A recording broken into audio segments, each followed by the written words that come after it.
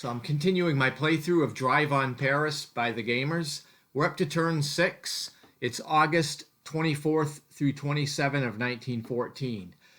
And this is the turn where the Tannenberg situation in the east is going to be happening. So the Germans have to forfeit 4 infantry divisions and a cavalry division to be sent east. So these are removed and sent to presumably participate in the Battle of Tannenberg. And there are no reinforcements this time, but the Germans do get to reconstitute some units. And again, reconstitution is basically bringing units back from the dead pile because they weren't really dead. They just needed to be replenished with replacements, and they needed their equipment to be refit.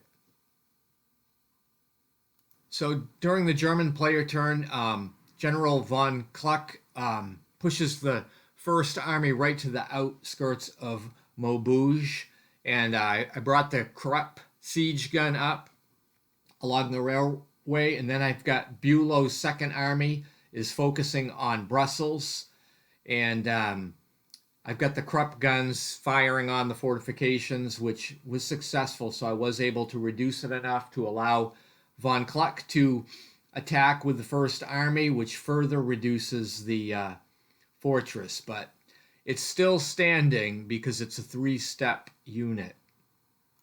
Also, the Skoda guns fired on the Antwerp fortifications, and I was able to destroy one of the southern positions and attack with the Bülow's army, which resulted in the French Fifth Army being eliminated. I think it was the French Fifth, and I meant division, not army. The French conducted a number of piecemeal attacks during their turn, but in this picture I'm showing an area of the Plan 17 work, and what's happening here is the French are trying to capture Plan 17 locations, which will count as permanent VPs.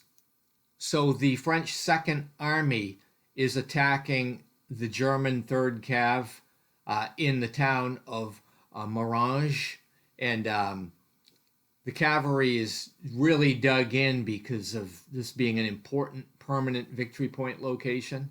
So what ended up happening is both sides lost a step, but then the French lost a step of one of their infantry divisions as well.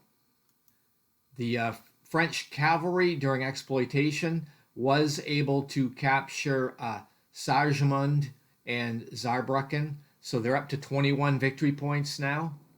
And then I had the 32nd Infantry released from reserve, and it was able to infiltrate and capture Boulay, so 22 victory points now. I wanted to comment at this point that, as is typical with standard combat series games, there's an exploitation phase.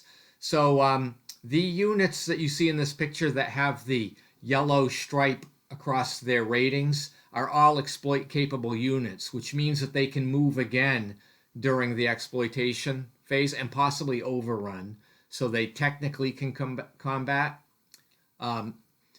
However, there are also reserve markers, kind of reminiscent of OCS. There's an unlimited number of reserve markers. There are restrictions that if you put someone in reserve, they can't enter zones of control or move during regular movement, but they can be released during exploitation and move. So that is how I was able to get that unit, that 32nd Infantry, which is not exploit capable, to move during exploitations because I had a reserve marker on it. We're now on to turn 7, which is August 28 to 31 of 1914. So the German player is continuing his, right-weighted strategy, but it's slowing down at moments because of the fortifications that are blocking the way, and it takes some time to beat those down with the siege guns. But I have been able to use the Skoda gun against the Antwerp fortification, and the Krupp gun is finishing off the fortification at Maubeuge, which it's been working on. So I didn't show that in any of the pictures, but that's basically what's happening. The Allies, on the other hand, have been working Plan 17, but this is not going to be anything more than capturing those victory locations, but not permanently. So I'm mainly trying to now get the French positioned to a more defensive situation to protect Paris. So what is remaining of the Alsace army is falling back toward Belfort. I don't think there's much hope as the French player at getting any more of the Plan 17 victory points other than the ones that I've already accumulated.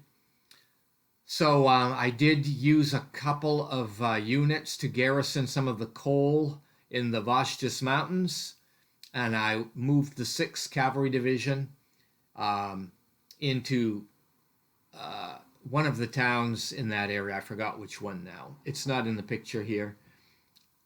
Here you're seeing how I've got a fairly tenuous defensive position here that's supported by the French 3rd, 4th, and 5th armies.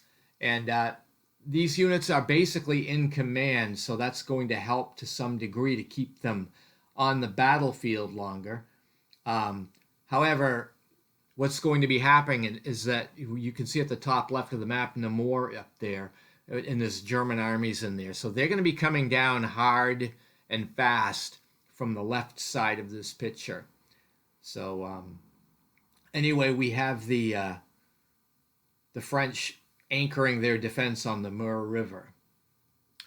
Anyway, that's going to bring a turn 7 to a close. Thank you for watching, and stay tuned as we go into another month, September of 1914. Have a great day.